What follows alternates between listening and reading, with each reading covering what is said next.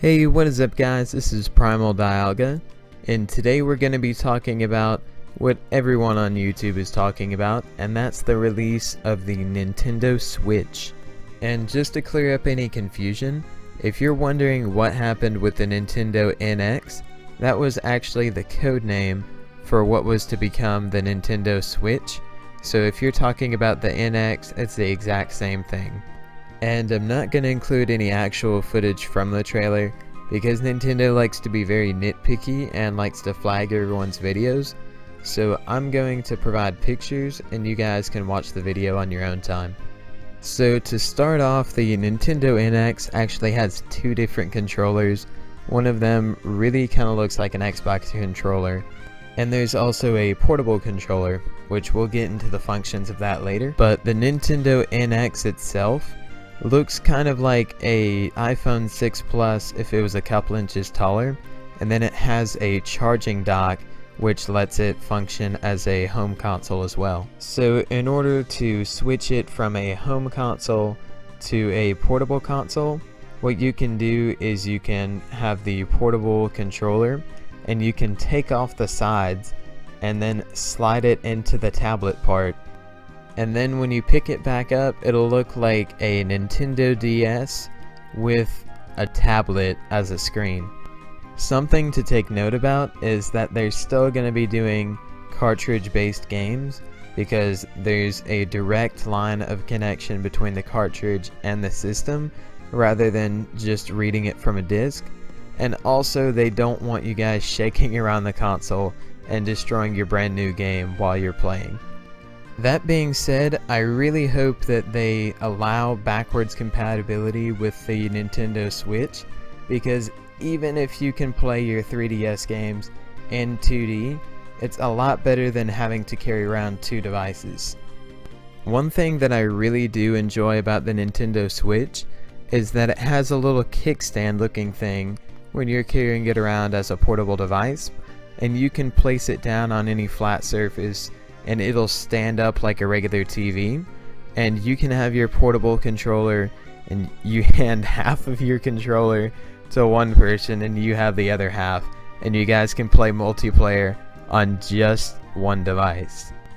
And in the trailer there's also a little mount that I think goes to the back of your seat or something like that, and it can allow you and your friends to play video games while you're on a car ride. But after a long day of playing video games on the go, you can go home, place your Nintendo Switch in its charging dock, and play video games to wind down. In all seriousness though, all you have to do is place it in its charging dock and it'll automatically start working again like a home console. And all of this is cool and all, but a console really isn't great unless it has enough power to support gameplay of mainstream games. This is where the Wii U completely lacked. Even though it wasn't all that bad as a system, its games were terrible. But with the Nintendo Switch, it should be a little bit more powerful than an Xbox One. And while you guys may be scoffing at this because the release of the Scorpio and the PlayStation 4 Pro are going to be just a few months behind the Switch, I mean, it's still a lot for just a little tablet. And this time around, the Nintendo Switch actually has plenty of power to run mainstream games like NBA and Skyrim, so it'll be a lot better with third-party game support. And now that I've said a lot of positive things about the Nintendo Switch, I also want to tell you about some of my concerns about the Nintendo Switch. One big problem that I see with the Nintendo Switch is that it's just got so many parts that I feel like I would lose a lot of them. And while that might be great for the company, for people buying parts all the time, I think consumers would get a little bit annoyed with it. Another thing I have concerns with is, with the last few portable devices, you've been able to close them and prevent the screen from being scratched, but with this it doesn't look like you'll be able to do that. So I'm wondering if it'll come with some sort of case that will prevent the screen from scratching or not. Another concern that I have with the Nintendo Switch is that I have no idea how long the battery life is going to last.